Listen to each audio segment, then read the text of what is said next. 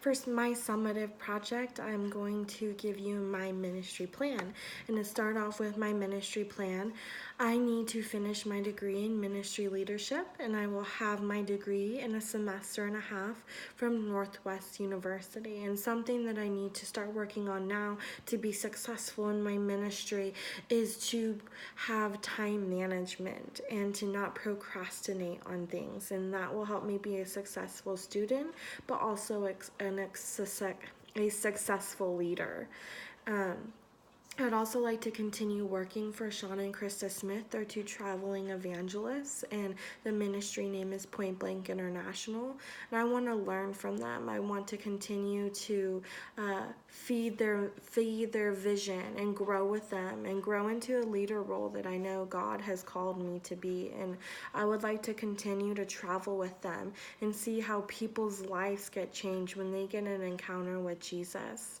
And something that I do quite often is dream of my ministry and how it will change people's lives, and how I can plant the seed of Jesus in them. And our textbook says it perfectly. It says, when we consider planning, we must remember three important facets. It's a process, it takes time, it involves people. And I think that that is such an important thing to remember, because anything that is good takes time, and it takes prayer, and it takes thoughtfulness. And so something I want to do in my ministry is create an atmosphere of love and acceptance, create an atmosphere of heaven on earth, help people get an encounter with Jesus that will change their lives. I want to help people know their identity is within Christ. And something that this course has taught me is that church should be run as a spiritual atmosphere and not a business atmosphere. And that's something that I want to make sure that I implement into my ministry. I want people to walk in and feel the love of God, feel the presence of God. I don't want people to feel that they have to tithe to this specific ministry that I've created, or that they need to volunteer to this specific ministry or donate to this specific ministry. I want people to feel love and acceptance within this ministry. And something that really stuck out to me in this course is that the church is fit together by the Holy Spirit and needs no human help or intervention. And that's exactly how I want to run this ministry. I don't want it to be my ministry, Tina Masudi's ministry. I want it to be Jesus's ministry, that I am just a vessel in helping him bring heaven on earth. And so I think that that is such an important thing. And I also didn't realize until I took this course the importance of, when you create a ministry, you need to create a governance. You need to create bylaws of the ministry, create foundational beliefs, and create a mission statement and a mission plan for the ministry. And thinking about a team, and you need to pray for your team and pray for just the success of the ministry. And so ever since then, I've been praying for the future people that will be in the ministry. And so something that I would like to do potentially is branch out of Sean and Krista Smith's ministry, Point Blank International, or any like-minded ministry. I want to create a home base in the Bay Area, specifically maybe Oakland or San Francisco. I want to reach as many lost people as possible, and the Bay Area is very lost. And something that I would like to do within this ministry is create office spaces for pastoral care, for prayer, for mentorship, for guidance, and especially counseling. And this is super important, and it's vital to have an office space where people can come and get help and get the resources they need.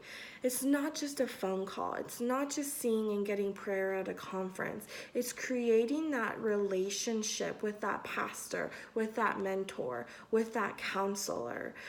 It's getting these people the resources that they need in a more intimate relationship than over the phone.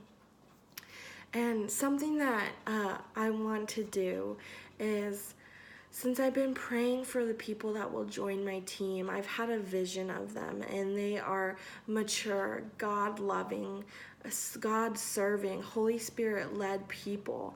And the positions will include administrators, counselors, pastors, interns, and even volunteers. And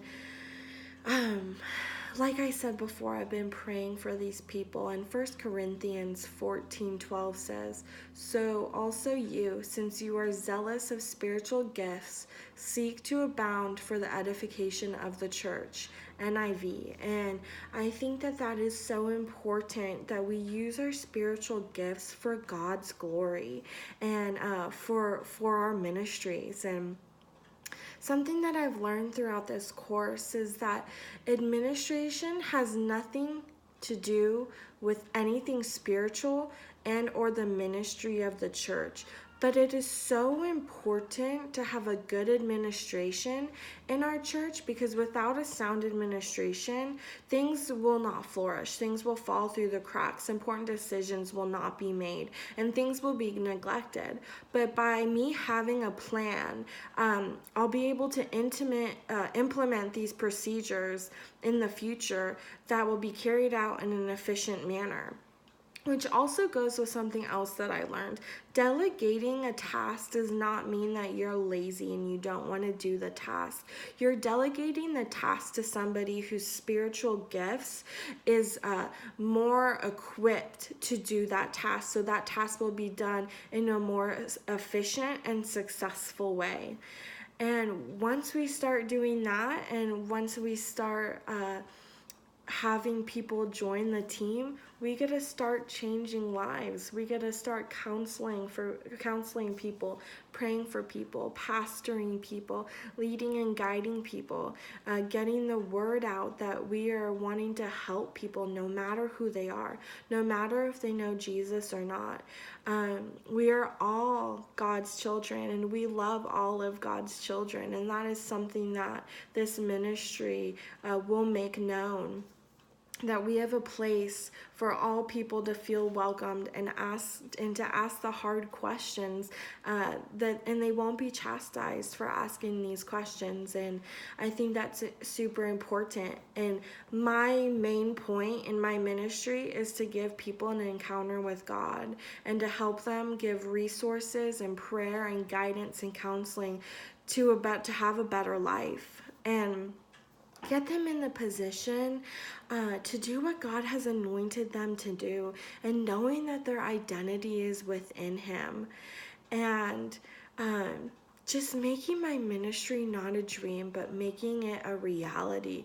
Remembering that God has created me for this specific purpose to pastor people. He has created me to help others know His love and His goodness. He has created me to continue reaching the lost and help them know that they are worthy, and their identity is within Jesus. And all while building up the kingdom. So hopefully one day you'll see my ministry, and it will be a representation of Jesus, and it will be a beautiful one. Thank you.